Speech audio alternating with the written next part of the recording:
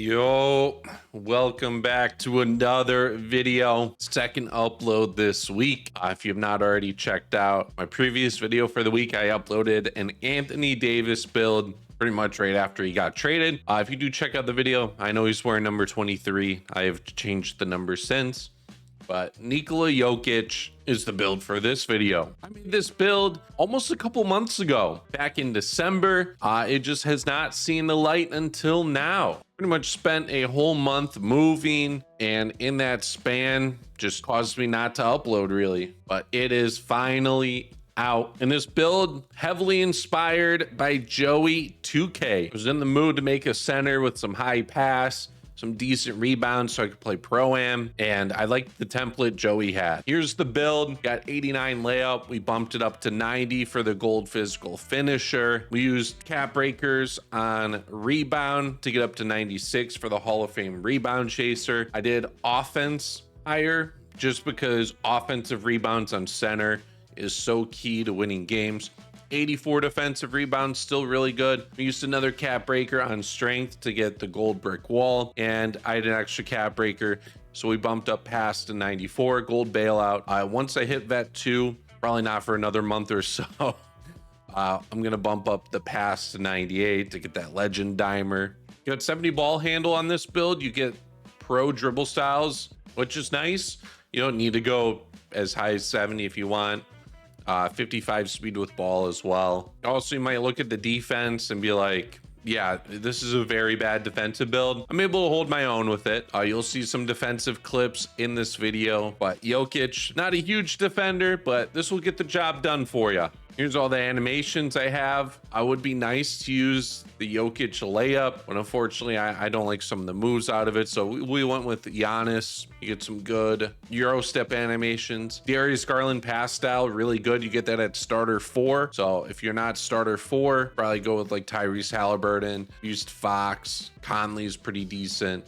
Jokic I'd love to use. There's just too many troll animations out of it. The motion style, Nick Richards. Shout out to K Toots. If you don't have this on your 6'10 plus builds, throw it on. You're gonna move so fast. For the jump shot, we're using Isaac with Dirk and Tim Duncan, 75-25. This has been really reliable. I rhythm shoot a ton with this. And because you're so tall and the release height's high, that defensive immunity doesn't really mean much because you're gonna be open. Thank you for 2,000 subscribers on the channel. It's been pretty sweet seeing the support this year and the growth.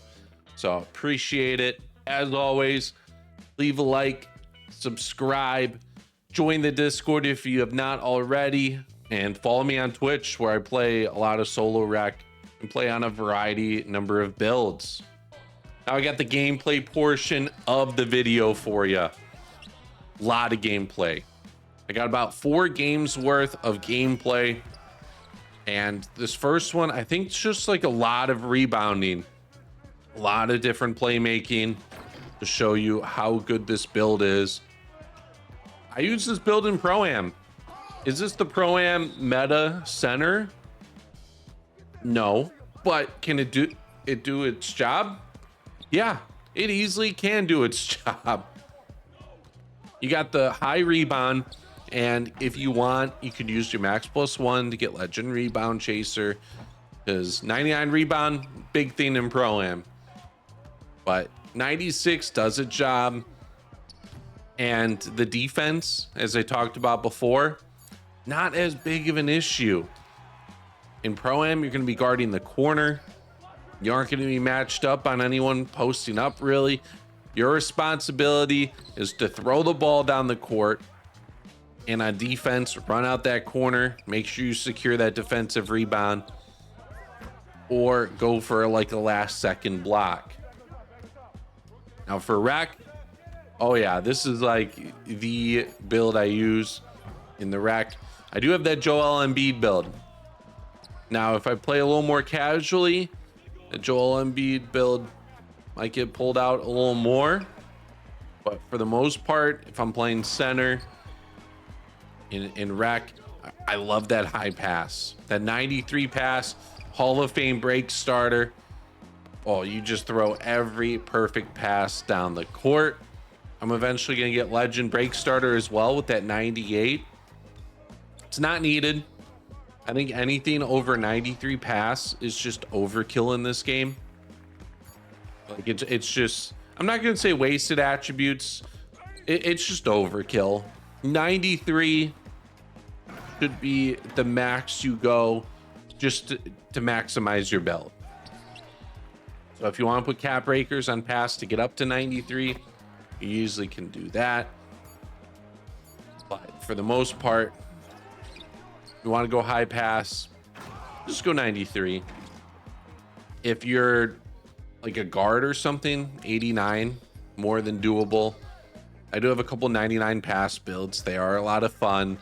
Like this one's gonna be 98. My Rondo's gonna be my Rondo is 99 at the moment. Really fun to play on. But if you're someone who doesn't want to make a ton of builds, yeah, don't waste all those extra attributes on trying to get 99 pass. So the 93 is perfect. I was playing on this build the other day.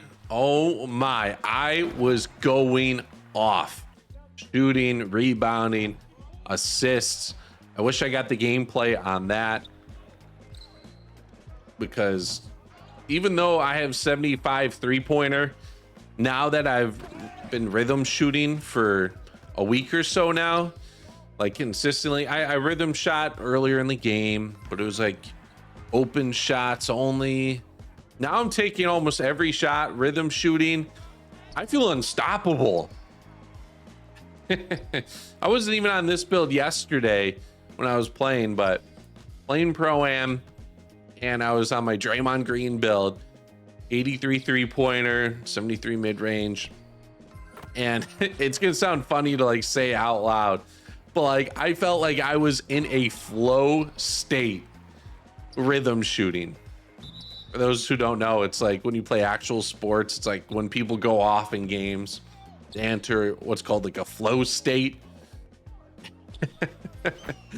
That's what I felt like I was in yesterday. Like I was in a flow state where I just like could not miss at all. I wanted every single shot. It didn't matter who was in front of me. I wasn't even seeing them there. It's just insane. So if you have not already, like, learn how to rhythm shoot. I got a couple friends who still only square shoot. They make 40 to 50% of their shots when they could be making 70 plus if they just decided to go with the meta of how the game's supposed to work. Bud, Jayhawk, oh, shit. Oh man, I just had a cough. But yeah, it's like, it's game changing. On guards, it's a little tougher, especially if you use like Patty Mills. That's one where you're just gonna have to learn the timing of the jump shot, but use like any other base. Rhythm shooting just opens the green window. Like you don't even have to really worry about looking at the screen. You just gotta get that rhythm, like the right stick timing down, and you don't even have to look at the screen. I could close my eyes, do the motion of the right stick, and it's gonna go in almost every time. Doesn't matter if the shot changes, because that green window opens up so much, you're gonna be inside of it almost every time. So yeah, really recommend it. It's just game changing. And with low ratings too, like it opens up a ton. You watch Dignify's video, he has 65 three-pointer builds and he's shooting like 50-60% on them, and you never think that he had that type of rating. Now he does have like Hall of Fame set shot specialist, might be legend with the +1s. That definitely adds to it. All the other shooting badges, yeah, just take the time and learn it. There are some instances where you get like very earlys and the timing's excellent, or you get excellent timing but it's classified as like very fast. I believe that happens when you start the motion before you catch the basketball and are set. So that is a little scary. especially knowing you are able to just hit square whenever, and you don't have to worry about very earlys and glitches like that. But you'll learn it. You'll learn the timing and realize how much more effective it is to do the rhythm shooting. With this Isaac base as well and the upper releases, it just makes it way easier to time as well. It's pretty simple. You jump straight up in the air. The ball gets brought behind your head. When you go to release it, especially with the dark animation, dark release, you just know when that release is. And rhythm shooting while fading, even more of a game changer. I didn't know until maybe at this point, 3 to 4 weeks, that if you are going to fade with the basketball, you hold up on the right stick, and then when you want to release it, you push down. So if you want to rhythm shoot while fading, or you're like, how do people do that? You don't pull down and then push up. It's actually the opposite. You hold up to start the motion, and then you pull down when you want to release the basketball. Now that the trade deadline is over, what a deadline. You never say never, but I don't think we will ever get a trade deadline with this type of impact ever again. Just the fact, like, Luka's the main reason why. You have that franchise player who's untouchable. Anyone you talked about, untouchable. Luka's probably on that list. Gets traded. One of the biggest teams in NBA history, with the Lakers as well, 25 years old. Crazy. Moved for Anthony Davis. But like, even after that, De'Aaron Fox moved. You knew who was going to the Spurs. Like, you didn't know what type of trade was happening. Like, the Bulls were like, hey, we cannot move Zach LaVine. We do not like the offers we're getting for Zach LaVine. We're going to have to throw in other people so that they could take his salary.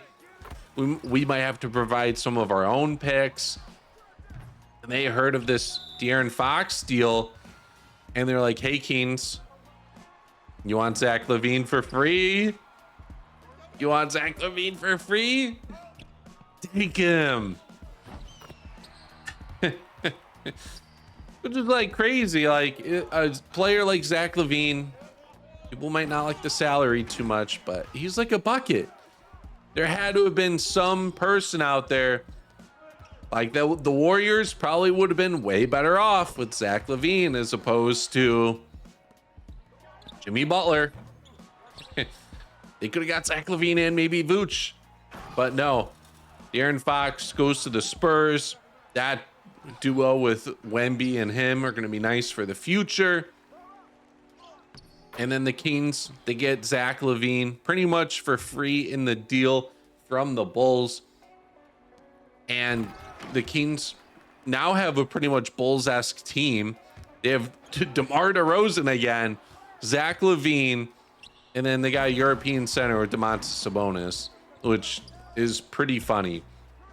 But the Spurs, I don't think really dropped off as much. De'Aaron Fox, great player, but Zach LaVine keeps them from being just like an atrocious team. He goes in there, he's going to score that basketball. He's already had teamwork with DeMar DeRozan before. Yeah, at least he's going to be there for a couple years. It's probably the biggest thing for the Kings. They don't have to worry and reset everything just because of this trade, because their one player wanted out. And they're like, all right, blow up the team. Even though we just made the playoffs and we've been pretty decent recently, gotta blow up the team now. No, they don't have to worry about that. It is going to affect them in terms of getting like top picks going forward. They aren't really a hot free agent bed. So it's not like if a superstar is available, they're going to be like, yes, let me go to Sacramento. But in the end, might not be too bad for them. The Spurs, they did hit on Halliburton.